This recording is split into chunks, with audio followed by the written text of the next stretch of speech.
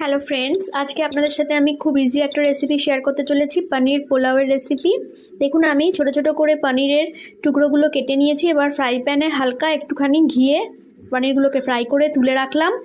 আবারও ফ্রাই প্যানে আমি 1 চামচ মতো ঘি দিয়ে তার মধ্যে গোটা গরম মশলা দিয়ে আগে থেকে জল ঝরিয়ে রাখা গোবিন্দভোগ চালগুলোকে একটুখানি সামান্য কষে নিয়ে তার মধ্যে জল অ্যাড করে দিলাম, স্বাদ মতো লবণ দিয়ে দিলাম, আর দিয়ে দিলাম পনিরের টুকরোগুলো।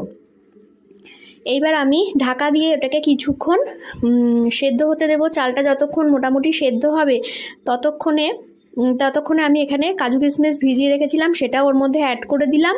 ব্যাস, দেখুন কত কম সময় রেডি হয়ে গেল পনির পোলাও। এবার লাস্টে আমি স্বাদ মতো চিনি ওর মধ্যে অ্যাড করে দিলাম।